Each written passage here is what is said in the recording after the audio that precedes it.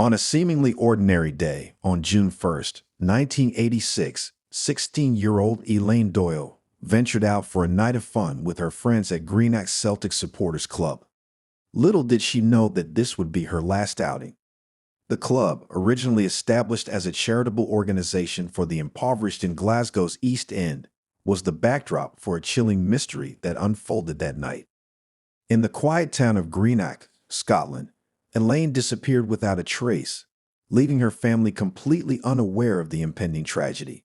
The following morning, the town awoke to the sound of sirens and police cars, as everyone grappled with the question of what could have happened to this young woman during the short 15-minute journey from the club to her home. Was she deliberately targeted? And if so, what could anyone possibly have against a teenage girl? The roots of Greenock, Scotland can be traced back to 1711, when a fishing community laid claim to the land. Over the next 2 centuries, the village flourished into a bustling port and industrial hub. During World War II, it even served as a French naval base. With its rich history, the picturesque town attracts many tourists. However, despite its allure, Greenock is not particularly known for its security.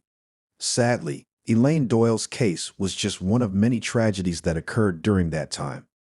Elaine was the cherished daughter of Maureen and Jack Doyle, with her brother John being her only sibling. She was a bright and optimistic young girl. She always looked towards the future. At the age of 16, when she vanished, she was already working at a jewelry store. Thanks to her warm and inviting personality, she had a vast circle of friends. Among her citizens band, named CB Radio Friends, she was affectionately known as the Golden Girl due to her affinity for the color yellow. On June 1st, 1986, Elaine had gone to the Greenock Celtic Supporters Club to enjoy a night out with these same friends. Her compassionate nature and friendly demeanor often led her to volunteer at social clubs like this one. She informed her mother that she would be returning home late that night, around midnight. However, when Elaine didn't arrive even after the expected time, Maureen, trusting her daughter's judgment, simply assuming that she had stayed over at a friend's house for the night. It wasn't until the morning of June 2nd that the family would wake up to devastating news. As Maureen opened her living room curtains, she was met with the sight of numerous police cars parked outside in the neighborhood. Later, she would discover that a local resident had stumbled upon a body dumped on a lane across Ardgowan Street, where Elaine resided, during his morning walk at 7:30 a.m. Due to the close-knit nature of the town, he immediately recognized Elaine's face. Horrified, he promptly contacted the police. The responsibility of delivering the tragic news to the family fell upon the police. The family was shattered upon identifying the lifeless body. No parent should ever have to witness the state in which Elaine's corpse was found. Her body bore severe bruising, particularly evident as deep purple marks along her neck. She was completely unclothed, with only a bra attached to her arm. However, her clothes were neatly folded and placed beside her. Given the visible bruising on her neck, the police suspected that strangulation was the likely cause of death. Additionally, the presence of a black eye led the investigating officers to believe that Elaine had fought back against her attacker. Upon receiving the autopsy report, their suspicions were confirmed as the cause of death was officially determined to be asphyxia due to strangulation by ligature. The autopsy findings also indicated that Elaine was likely strangled while facing downwards, with the culprit tightening the ligature from behind her neck.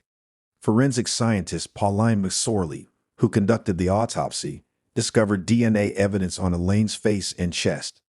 Additionally, broken pieces of bracelets and chunks of hair were found near the body. The presence of extensive bruising and defensive wounds further supported the police's belief that a struggle had taken place between the culprit and the victim. Unfortunately, the crime scene had not been properly handled, with evidence being mishandled without protective gear. As a result, over 41 DNA samples were found at the scene, all of which were accounted for except for one. It was theorized that this remaining unaccounted sample belonged to the culprit. Through questioning Elaine's friends in the neighborhood, the authorities were able to establish her whereabouts until midnight, when she was with her friend Lynn McCurdy. They had separated from their other friends to buy hamburgers, making them the last known individuals to have seen Elaine alive. After that point, none of her friends reported seeing her again. A local girl claimed to have heard loud screams around 12:40 a.m., but no further useful details were available to the authorities. The severity of the incident and the extent of abuse suggested a possible sexual motive behind the attack. The detectives successfully located Elaine's handbag outside the Watt Library on Union Street on June 9th. The bag had been severely burned, indicating an attempt to destroy any potential evidence. The case of Elaine Doyle is renowned as one of the most extensive manhunts in Scotland's history. It involved conducting numerous interviews and compiling a suspect list that exceeded 700 individuals. Despite these efforts, the investigators were unable to identify the perpetrator. Even after exploring multiple leads and conducting numerous interviews, the investigators remained no closer to solving the heinous crime. Eventually, the case went cold as no new leads emerged. Over the years, Elaine's parents and the entire community anxiously awaited answers. The case remained a perplexing mystery, and hope began to fade. However, in 2012, nearly 28 years after Elaine's death, renewed interest in the case arose when investigators stumbled upon old case files. They discovered that John Doherty, a person of interest mentioned in the reports, had never been interviewed. Several witnesses had sighted him near the crime scene on the night of the incident. Intrigued by this revelation, the investigators decided to pursue it further. Upon further inquiry, they found that Doherty had even been mentioned in a statement during the initial investigation, but for unknown reasons, he was never questioned. Although the detectives did not have high expectations due to the significant passage of time, they felt compelled to speak with him in order to tie up loose ends. Doherty, who was 21 years old at the time of the incident, initially claimed that he was at his parents' house in Greenock. However, under further police questioning, he eventually admitted to being at the disco on the night of the incident. In order to fulfill their final requirement, the police requested a DNA sample from Doherty, which he willingly provided. The shock was overwhelming once the police inputted the information into the database. It was revealed that John Doherty's DNA was a perfect match to the one found at the crime scene and on Elaine Doyle's body. Born in 1964 and residing in Dunoon, Argyll in Scotland, Doherty had previously served as a soldier before retiring and becoming a bus driver. On the surface, his life seemed ordinary, with a long-term relationship and a daughter. However, everything was about to change as his past crimes finally caught up with him. Following the confirmation of his DNA, Doherty was promptly arrested and later convicted on June 17, 2014, after a 52-day trial. Leading the prosecution was John Scodian. The authorities were able to gather enough evidence based on the extent and location of Elaine's injuries. It was deduced that she had been forcefully grabbed by the hair, struck on the head, and dragged into the lane where she was assaulted and ultimately found. The presence of Doherty's DNA at the crime scene further supported the claim that he had been with her that fateful night. The prosecution painted a vivid picture for the jury, reconstructing the events of the incident through a compelling narrative. They alleged that Doherty had caught Elaine off guard, forcibly removed her clothing, and then strangled her from behind with a ligature while she lay face down on the ground. Fortunately, the police were able to locate a witness named Martin Brown, who came forward to testify and provide additional credibility to their case. According to Brown, he had allegedly witnessed Doherty following Elaine into the lane, appearing angry as he trailed behind her. John Doherty refuted all of these allegations and enlisted the services of QC Donald Findlay to mount his defense. Findlay skillfully presented a counter-argument against the DNA evidence, asserting that it was insufficient and should not be deemed a reliable source of proof. He contended that due to the evidence being stored away for more than 2 decades, there was a high possibility of contamination or tampering. The defense's argument held weight, considering the numerous errors committed during the handling of Elaine's case. Not only was there a lack of proper forensic equipment and knowledge on how to handle a crime scene at the time of the incident, but it was later discovered that the officers had also failed to wear protective gear while collecting evidence. Furthermore, the credibility of the witness testimony was called into question.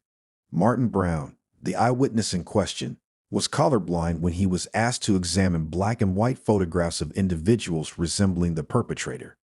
He was able to eliminate all but 3 individuals, initially identifying someone else in his statement before eventually naming John Dougherty. Brown's credibility was further undermined when he revealed that it took him a decade to come forward because he had only recently recognized Elaine's face in a newspaper and realized that she was the same woman he had seen on the night of the incident. The defense argued that it was unjust to blame Dougherty, as the news of a contaminated crime scene had not been disclosed prior to the trial. They claimed that the officers handling the case were negligent and could have mishandled the DNA sample, leading to a match with Dougherty due to contamination.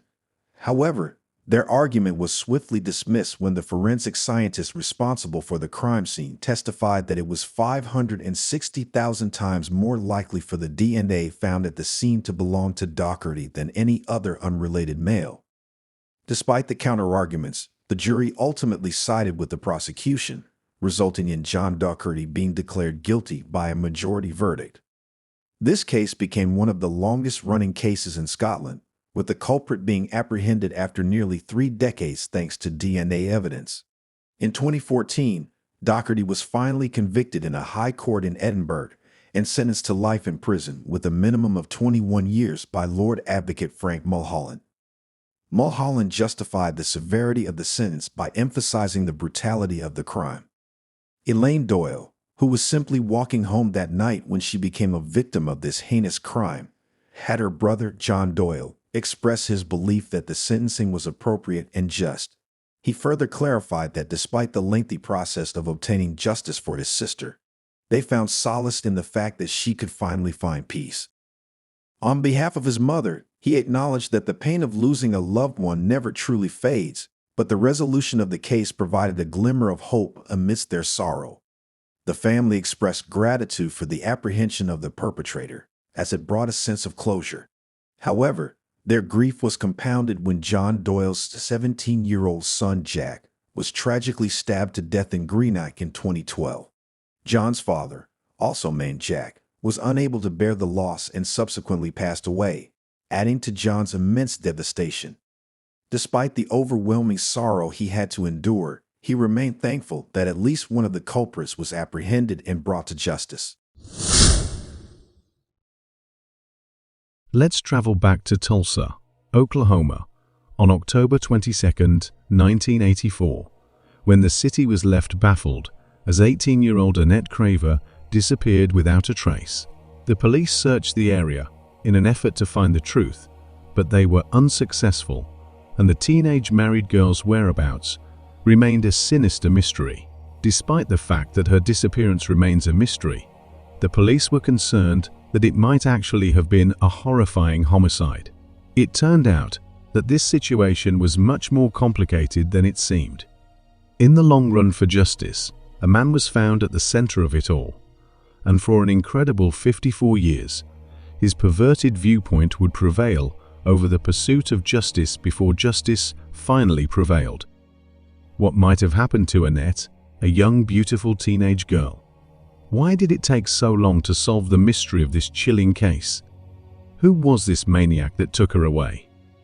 Hello, and welcome back to Mystery Detective, where we explore dark and sinister stories around the world.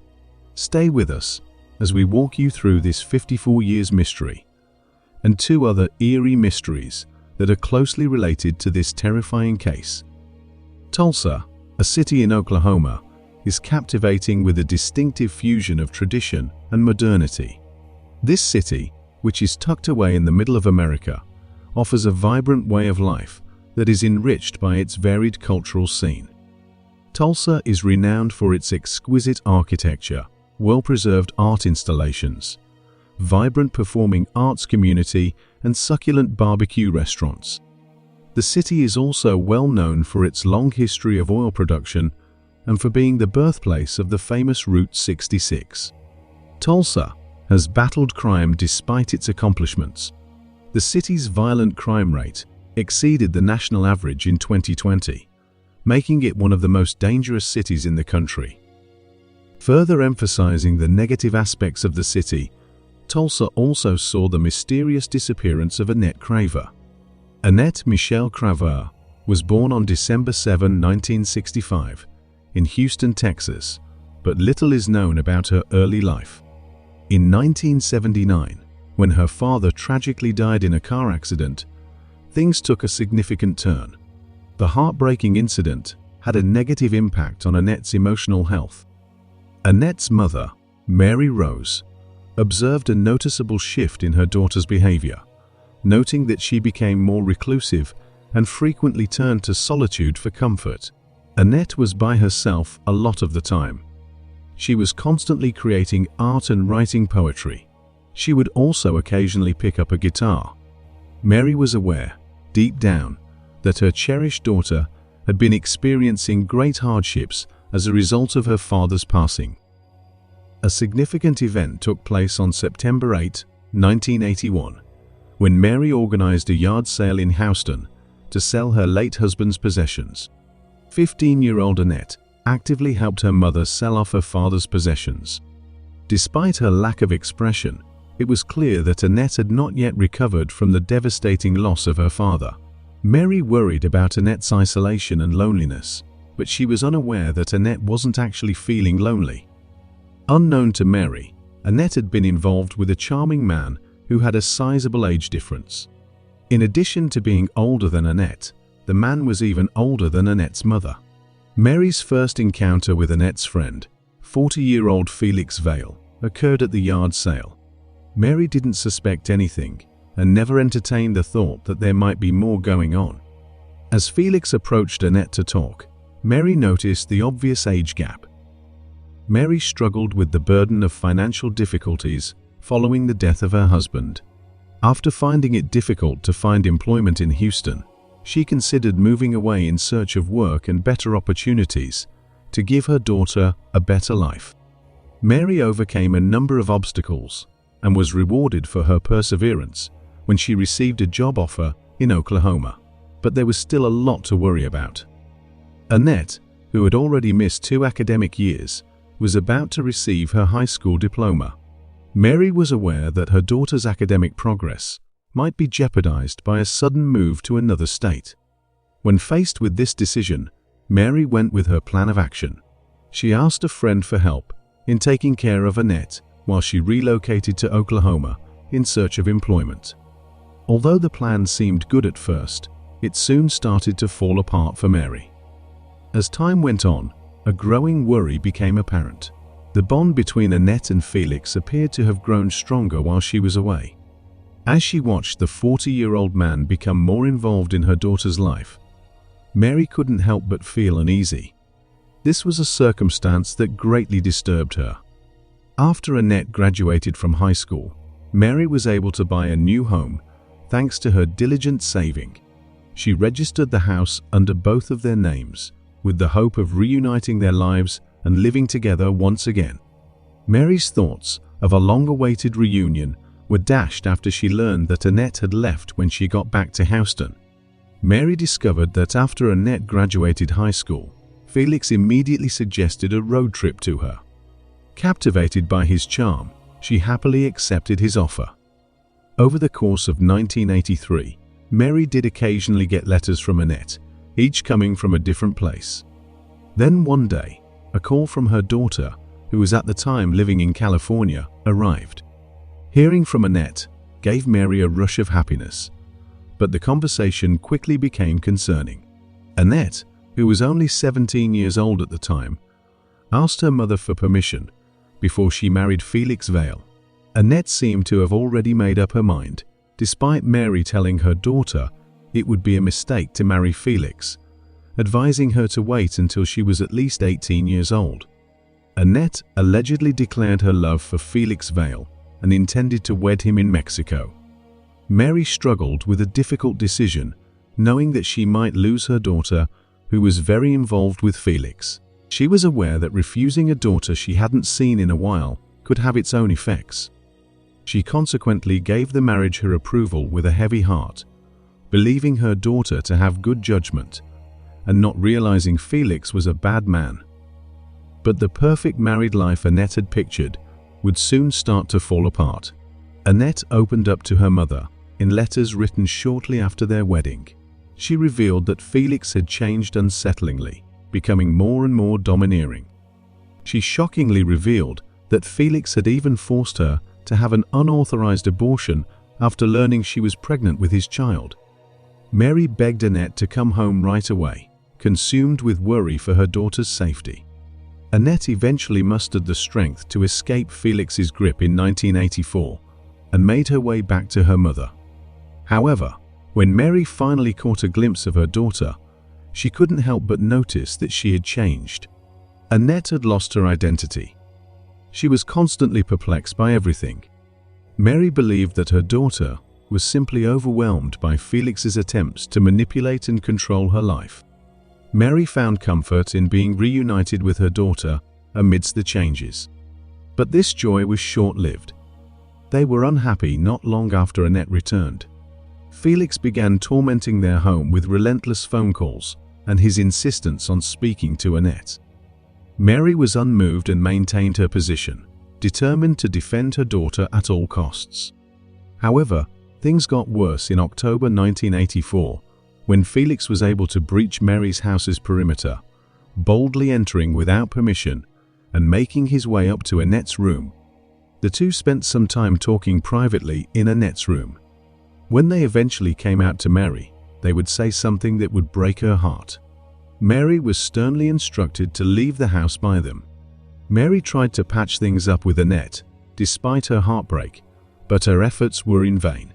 Annette remained controlled under Felix's sway and was unresponsive to any opposing viewpoint.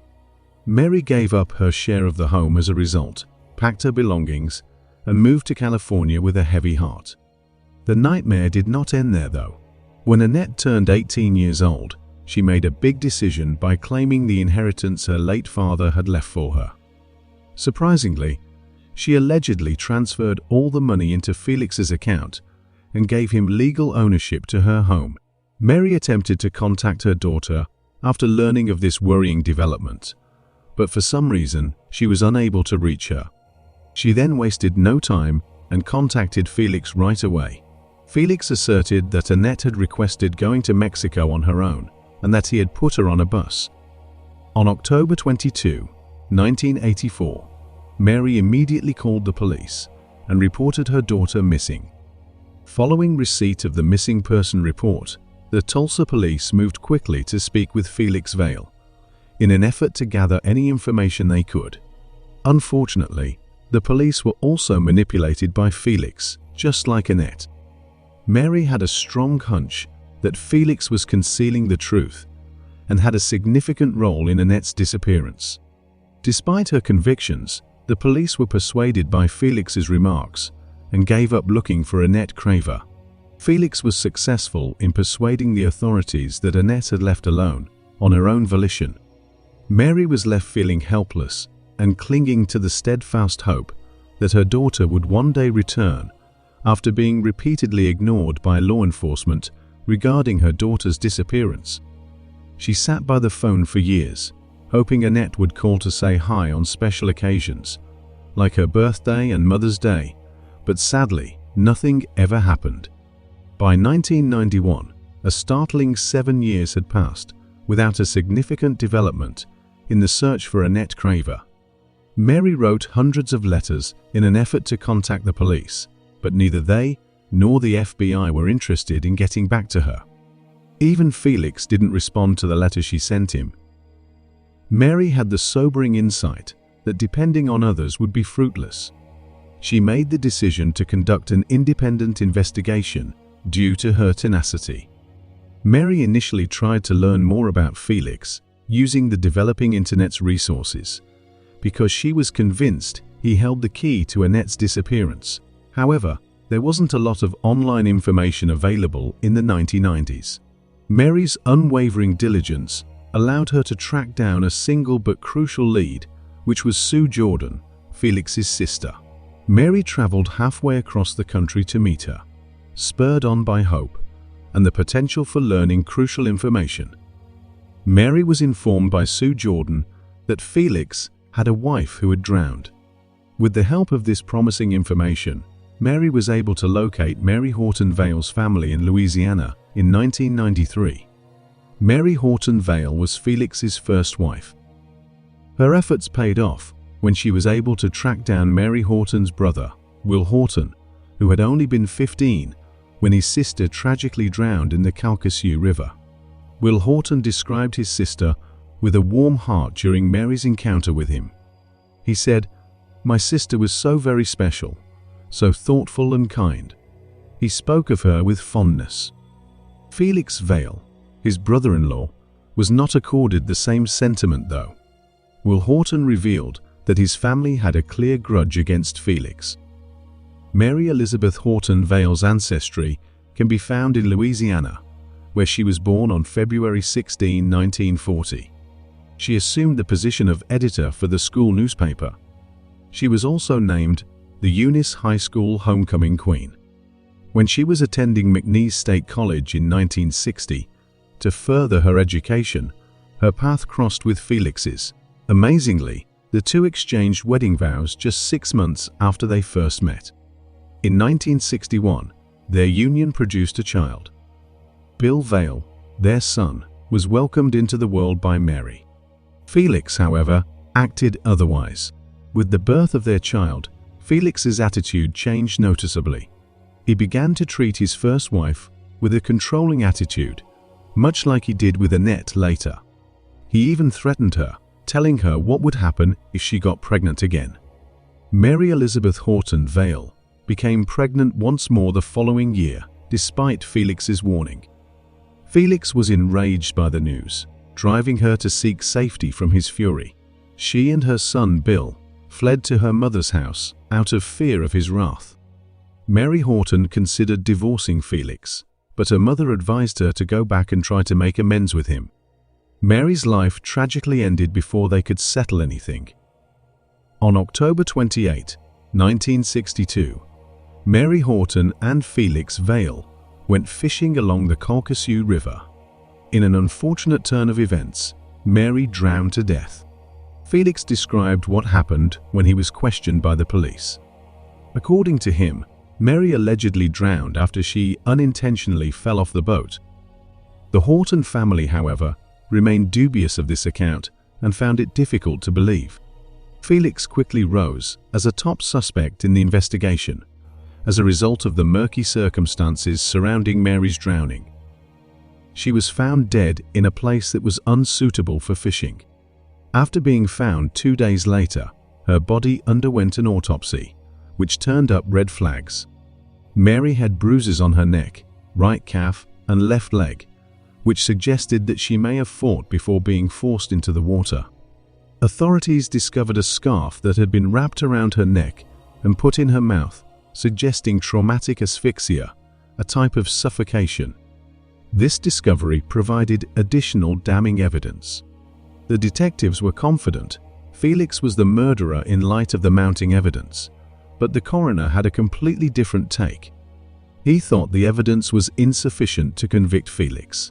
Felix also vehemently denied being guilty.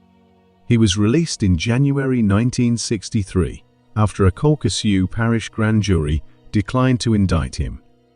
At the time, Mary Horton's family was devastated and felt cheated by Felix's release.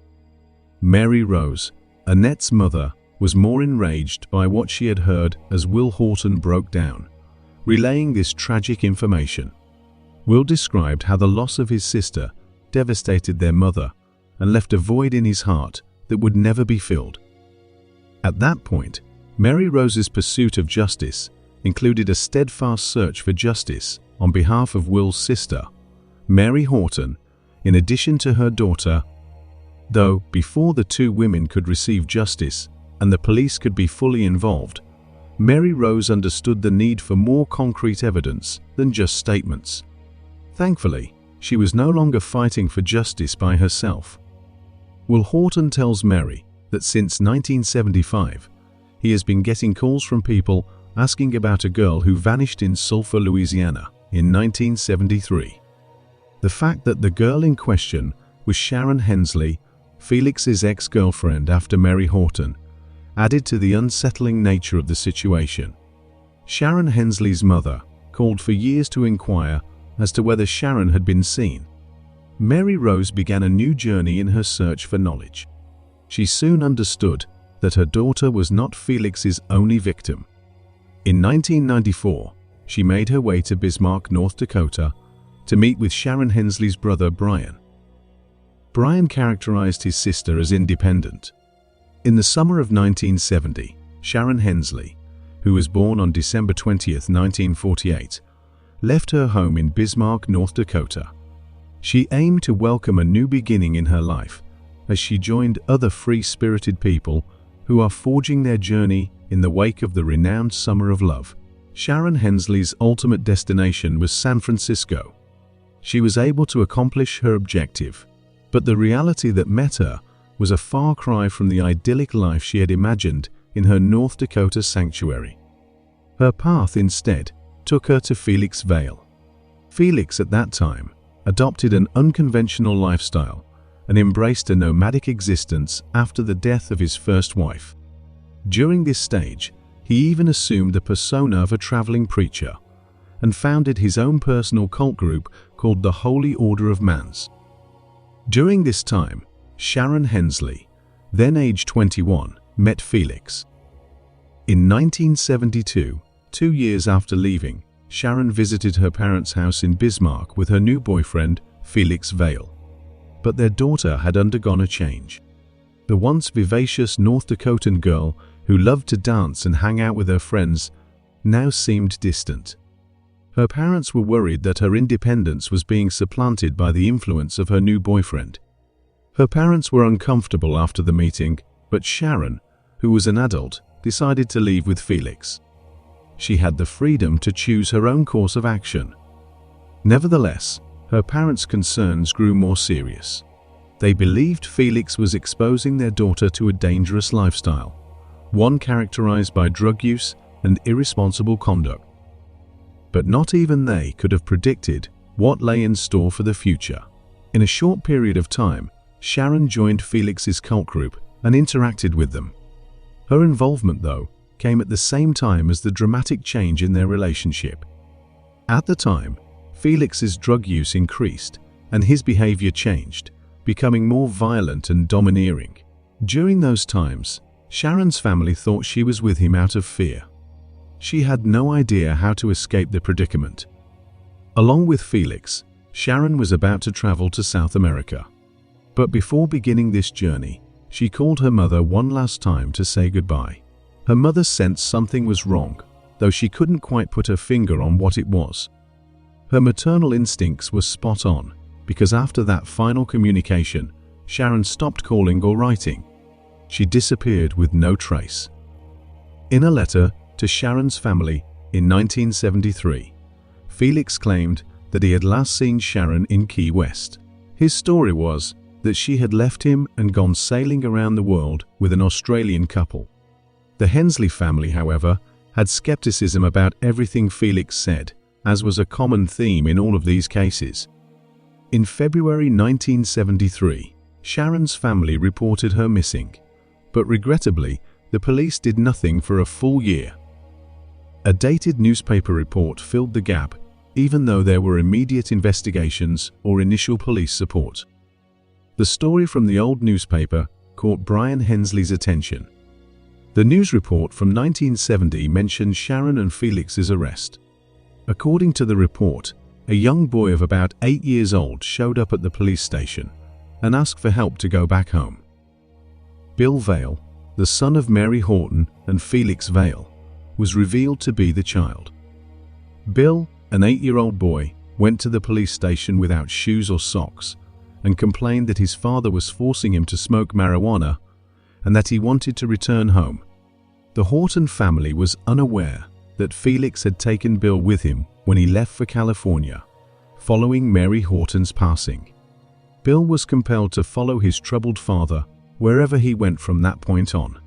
Additionally, the police discovered that Bill had a history of violence. The police also discovered that Bill had experienced abuse during this time, before escaping and making his way to the police station.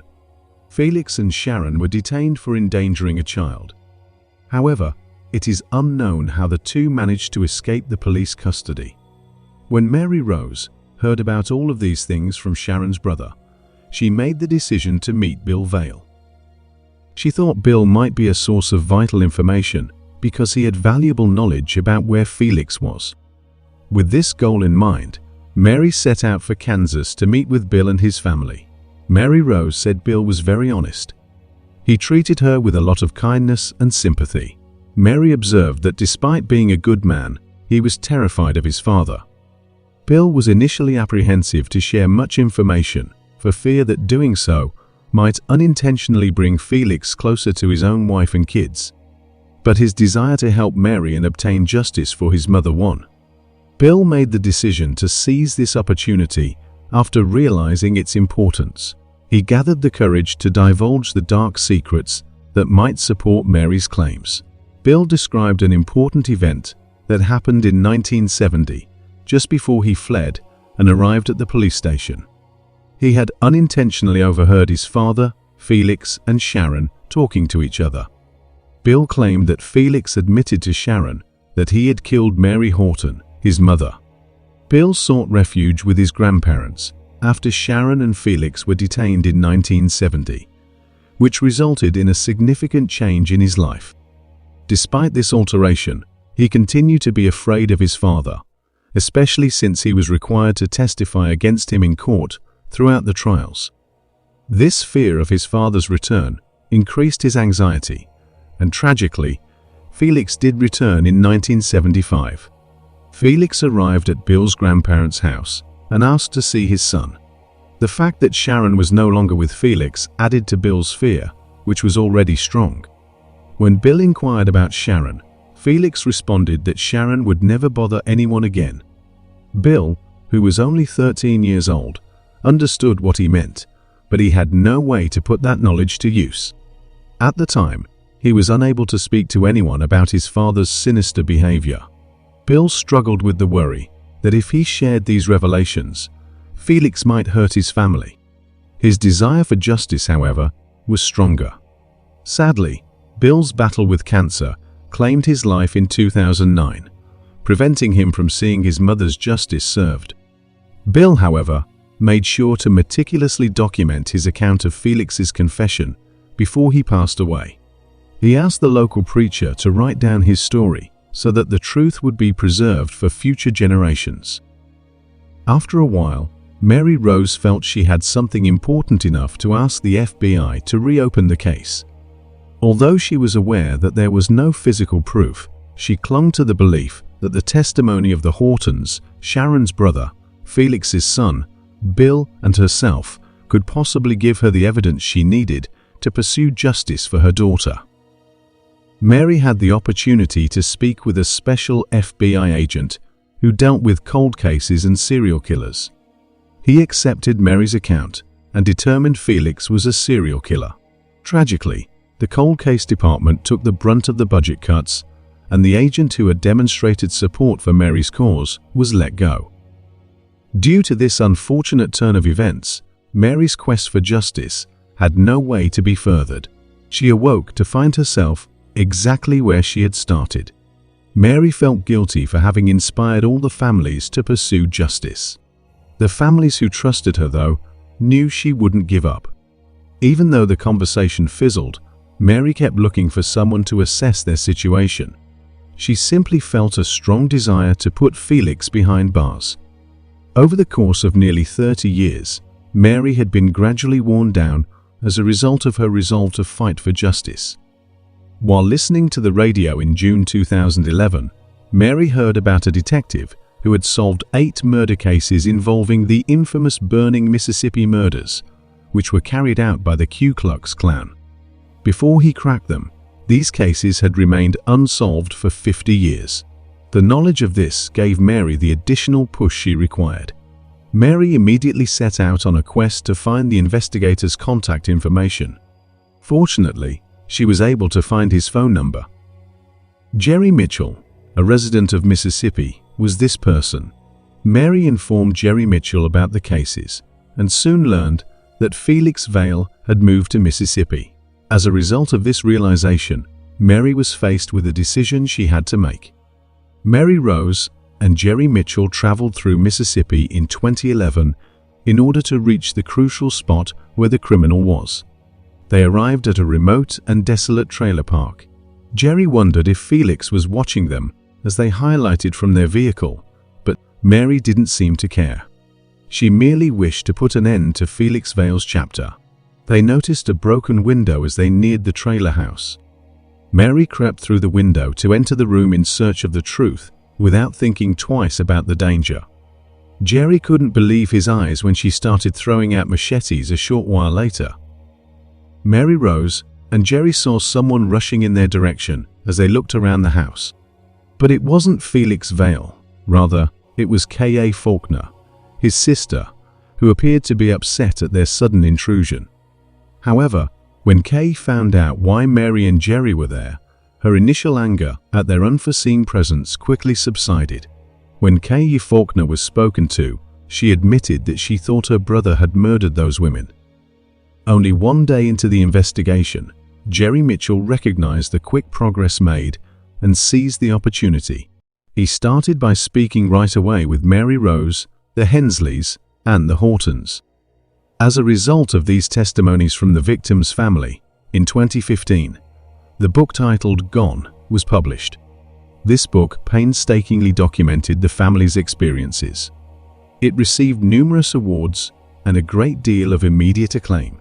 The FBI became aware of this book, and after carefully considering all the relevant information, they decided to reopen the investigation. Mary, who had struggled for a long time, at last felt true happiness. Mary Horton's case was given priority by the FBI after a careful review of all the information that was available, primarily because her death had been officially declared, unlike that of Sharon and Annette, whose bodies had never been found. The problem was that this case had been going on for more than 50 years, which had led to reports and data being lost over time. The FBI persisted in their search for a district attorney who would be willing to take on this challenging old case, and they eventually found the right candidate, Hugh Holland. After reviewing the case, Hugh Holland didn't waste any time in sending out a squad to raid Felix's house. Authorities discovered Felix Vail's nearly 2,500-page journal. They learned from reading the journals that Felix made a conscious effort to dominate every woman in his life, frequently using physical force. Felix wrote about how he even enjoyed drinking raw blood in the journals, but there was nothing pertaining to the killings. Since Mary Horton drowned in the Cocossia River in 1962, Holland and his team decided to find someone who might have any information regarding the incident. Surprisingly, they discovered a man named Ike Abshire, who was 90 years old. Felix Vail and Ike Abshire shared a room when Felix Vail lived in Lake Charles. Ironically, Ike's father had a lot of boats and was a member of the search team that the sheriff's office hired to look for Mary Horton's body. Ike was on board in his father's boat when Mary's body was found. As they were talking during their meeting, Ike Abshire, who was in a wheelchair, handed Hugh Holland an envelope with the word "Keep" written on it. When Holland opened the envelope, he took 2 pictures out, and they turned out to be pictures of Mary Horton's body on the day it was discovered, showing severe bruising and wounds. When Holland finally came to the realization, he grabbed the photos and started his examination. Holland was working on the case in his office when a pathologist happened to walk by. "Who murdered her?" the pathologist said as he bowed down to look at the pictures. That was sufficient evidence and confirmation for Holland to declare Mary Horton's case to be a homicide. Now armed with sufficient proof and strong evidence, Holland quickly filed charges against 76-year-old Felix Vail for the murder of his first wife, Mary Horton. In a fitting turn of events, Louisiana, the very location where the case had started, became the location where it finally came to an end. 2014 served as the year of judgment when Felix Vail was captured and taken into custody. The disappearances of Sharon and Annette were also brought up during the trial. After all, Felix Vail was the last person to see them both. Holland asked Ike Abshire to testify because he understood how important his testimony was to the case, and that it will be the most important piece of evidence used throughout the entire trial. Ike Abshire died at his home on May 17, 2014, from old age, nearly 3 months after giving his testimony. However, during the court proceedings, his testimony proved to be the deciding factor that all doubts were dispelled. The jury only needed about 10 minutes to reach a conclusion. Felix Vail received a life sentence after being found guilty. When Felix was found guilty, Mary Rose, Brian Hensley, and Will Horton, who were among the audience, breathed a sigh of relief. Mary and Brian were relieved that Felix was held accountable for his actions, finally receiving the punishment he deserved, even though his involvement in Annette's and Sharon's disappearance could not be proved. Brian Hensley was finally able to hold a memorial for his sister after the verdict. It makes no difference to the victim's family whether Felix was found guilty of killing just Mary Horton or all 3 women. What matters is that he would spend the rest of his life behind bars. After Felix was taken into custody, justice was served, and Mary Rose's tenacious pursuit was rewarded. However, the emotional scar on her heart never fully healed, serving as a constant reminder of the agonizing pain she had experienced. Writing letters as if they were meant for Annette to read helped Mary cope with her lingering guilt over abandoning her daughter because of work, and she did so in the hopes that one day she would be able to move past it and eventually forgive herself. What do you think about this case? Share your thoughts with us in the comments.